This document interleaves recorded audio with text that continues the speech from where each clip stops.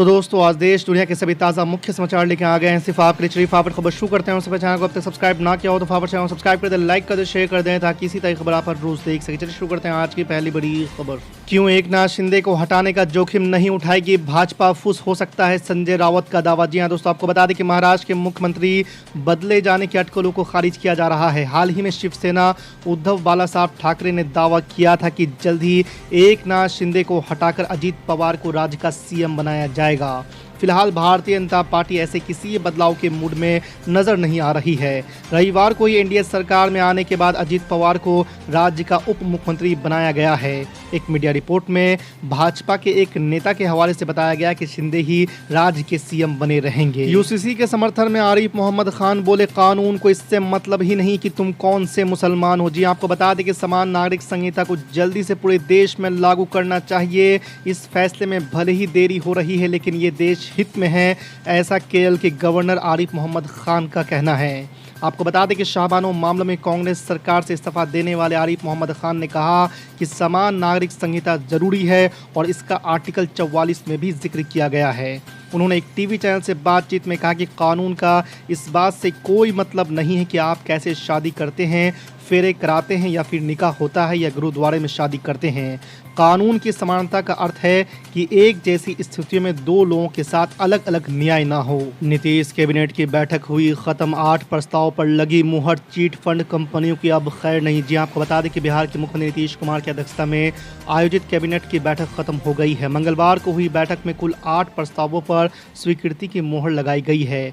Cabinet के जिन एजेंडों पर सर्वसम्मति से पास कर दिया गया है उनमें यह महत्वपूर्ण है कि विदेशों से मेडिकल की पढ़ाई कर इंडियन मेडिकल ग्रेजुएट्स को चिकित्सा महाविद्यालय एवं अस्पतालों में इंटर्नशिप की सुविधा दी जाएगी। साथ ही बिहार के सभी जिलों में खासकर ग्रामीण इलाकों में संचालित चीट फंड कंपनियों की मनमानी पर शिकंजा कसा जाएगा। एक और जंग में एलजी को सुप्रीम कोर्ट से लगा झटका, केजरीवाल को राहत, मुफ्त बिजली पर रोक की भी दलील। जी आपको बता दें कि Delhi electricity regulatory commission chairman की नियुक्ति विवाद पर दिल्ली के एलजी वीके सक्सेना को झटका लगा है तो अरविंद केजरीवाल सरकार को फौरी राहत मिल गई है। आपको बता दें कि देश की सबसे बड़ी अदालत ने चेयरमैन नियुक्त किए गए जस्टिस उमेश कुमार के शपथ ग्रहण को टाल दिया है। कोर्ट ने केंद्र सरकार और एलजी को भी नोटिस जारी किया है। इस मामले पर अगली सुनवाई 11 जुलाई को होगी। अजीत पवार और उनके समर्थक विधायकों के एनडीए के साथ आने के बाद पहली बार कैबिनेट की बैठक हुई है। इसमें अजीत पवार के साथ जिन 8 मंत्रियों ने शपथ ली थी उनके प्रोफाइल का भी बंटवारा किया गया है। जानकारी के मुताबिक अजीत के खेमे को वित्त और सहकारिता मंत्रालय मिला है। पंजाब के मोगा नगर निगम पर आप का कब्जा, कांग्रेस के मेयर को अविश्वास प्रस्ताव में हराया। जी आपको बता दें कि पंजाब के सत्तारूढ़ आम आदमी पार्टी ने राज्य के मोगा नगर निगम पर कब्जा कर लिया है। सत्तारूढ़ दल ने कांग्रेस की मेयर नीतिका भल्ला के खिलाफ अविश्वास प्रस्ताव जीत लिया है। सदन में मौजूद 48 में से 41 पार्षदों ने अविश्वास प्रस्ताव के पक्ष में वोट किया। आपको बता दें कि नगर निगम में कुल 50 पार्षद हैं। बारिश के सीजन में सब्जियों की कीमतें आसमान पर पहुंच गई है। खास तौर पर टमाटर की कीमतों ने घर का बजट ही बिगाड़ दिया है। आलम यह है कि देश के कई हिस्सों में टमाटर 120 रुपये से 160 रुपये किलो तक में बिक रहा है। आपको बता दें कि मध्य प्रदेश के रायसेन जिले में टमाटर की कीमत 160 रुपये प्रति किलोग्राम तक पहुँच गई है। कांग्रेस नेता राहुल गांधी ने तेलंगाना के मुख्यमंत्री के चंद्रशेखर राव पर प्रधानमंत्री नरेंद्र मोदी के रिमोट कंट्रोल में होने का आरोप लगाया है।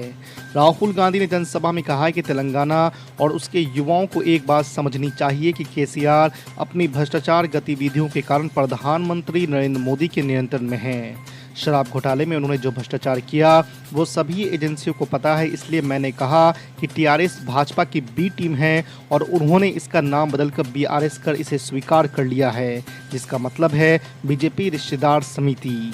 समाजवादी पार्टी के अध्यक्ष अखिलेश यादव ने कहा कि पीडीए के जरिए सबको साथ लेकर चलेगी और भाजपा को रोकेगी।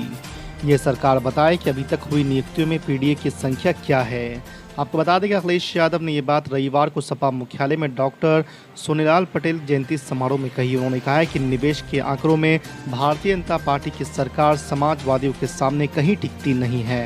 भीम आर्मी चीफ चंद्रशेखर आजाद पर हुए हमले के बाद पूर्व मंत्री आजम खान ने सरकार पर निशाना साधा है। रविवार को भीम आर्मी प्रमुख चंद्रशेखर से मिलने पहुंचे पूर्व मंत्री आजम खान ने कहा कि सरकार हर मोर्चे पर नाकाम है। सुरक्षा के सवाल पर उन्होंने कहा कि पुलिस की स्थिति उनसे बेहतर कोई नहीं जानता। आजम खान और उनके बेटे पूर्व विधायक अब्दुल्ला आजम चंद्रशेखर से मिलने छुटमलपुर पहुंचे थे। बिहार के पूर्व उप मुख्यमंत्री और बीजेपी सांसद सुशील कुमार मोदी ने दावा करते हुए कहा है कि शरद पवार की पार्टी एनसीपी में विद्रोह विपक्षी एकता की पटना बैठक का परिणाम है, जिसमें राहुल गांधी को प्रोजेक्ट करने की जमीन तैयार की जा रही थी। सुशील मोदी ने यह भी कहा है कि बिहार में भी महाराष्ट्र जैसी स्थिति बन सकती है।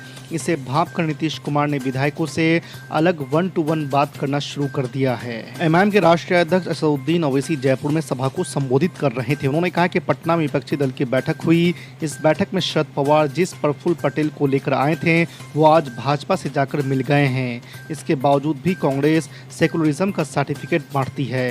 असदुद्दीन ओवैसी ने कहा कि कांग्रेस अपने गिरेबान में झांक कर देखे कि उन्होंने कैसे कैसे धोखे दिए हैं। एमआईएम प्रमुख ने आगे कहा है कि आज मीडिया में हर विपक्षी पार्टी का नेता रो रहा है कि भाजपा ने एनसीपी को तोड़ दिया। आज 40 विधायक चले गए तो गलत है, और बिहार में हमारे 4 विधायकों को आपने खरीद लिया तो क्या वो सही था? भारत और चीन के बीच पिछले 3 साल से रिश्ते पहले जैसे नहीं है। एलएसी पर विस्तारवाद नीति की वजह से चीन कई बार भारत से करारा जवाब पा चुका है, लेकिन फिर भी समय समय पर नापाक हरकतें करता रहता है। अब विदेश मंत्री एस जयशंकर ने चीन से संबंधों को लेकर करारा जवाब दिया है। विदेश मंत्री एस जयशंकर ने शुक्रवार को कहा कि भारत और चीन के बीच द्विपक्षीय संबंधों में मौजूदा गिरावट भारत की ओर से नहीं बल्कि चीन की ओर से पैदा की गई है। फिल्म आदिपुरुष को लेकर हाई कोर्ट सख्त हो गया है। हाई कोर्ट ने फिल्म के निर्देशक ओम रावत, निर्माता भूषण कुमार और संवाद लेखक मनोज मुंतशिर शुक्ला को तलब कर लिया है। अगली सुनवाई में सभी को हाजिर होने को कहा गया है। इसके साथ ही कोर्ट ने केंद्र सरकार के सूचना एवं प्रसारण मंत्रालय को 5 सदस्यीय कमेटी बनाकर फिल्म से संबंधित शिकायतों को देखने का आदेश दिया है। अफसरों के ट्रांसफर पोस्टिंग को लेकर केंद्र सरकार से जंग लड़ रही दिल्ली सरकार ने एक बार फिर सुप्रीम कोर्ट का रुख किया है। सर्वोच्च अदालत के फैसले को निष्प्रभावी करने वाले अध्यादेश को अरविंद केजरीवाल सरकार ने चुनौती दी है। केजरीवाल सरकार ने यह कदम ऐसे समय पर उठाया है जब अध्यादेश को कानूनी रूप देने के लिए मानसून सत्र में संभावित बिल का रास्ता रोकने की तैयारी कर रही है। राज्यसभा में बिल को पास होने से रोकने के लिए आम आदमी पार्टी विपक्षी दलों से समर्थन जुटा रही है। इन दिनों पूरे देश में टमाटर की बढ़ती कीमत चर्चा का विषय बनी हुई है। देश के अलग अलग हिस्सों में टमाटर के दाम 100 रुपये से लेकर 160 रुपये प्रति किलो तक पहुंच गए हैं। खबरों के मुताबिक भीषण गर्मी और मानसून में हुई देरी के चलते टमाटर के दाम इस स्तर तक पहुंच चुके हैं। आपको बता दें कि रसोई में टमाटर की भूमिका काफ़ी महत्वपूर्ण है और अलग अलग डिशेज में इसका इस्तेमाल होता है। ऐसे में लोग बढ़ते हुए टमाटर की कीमत से काफ़ी परेशान हैं। दर्शकों, मैं आपसे पूछना चाहता हूं कि आपके यहाँ टमाटर का भी क्या कीमत है? मणिपुर के मुख्यमंत्री एन बीरेन सिंह ने अपने पद से इस्तीफा देने से इनकार किया है। आपको बता दें कि शुक्रवार सुबह से ही कयास लग रहे थे कि वो राज्यपाल से मिलकर पद छोड़ सकते हैं, लेकिन अब उनका बयान सामने आया है जिसमें उन्होंने कहा है कि मैं अपने पद से इस्तीफा नहीं दूंगा। राज्य में बीते करीब 2 महीनों से जारी हिंसा पर लगाम कसने में असफल रहने के चलते वो निशाने पर हैं।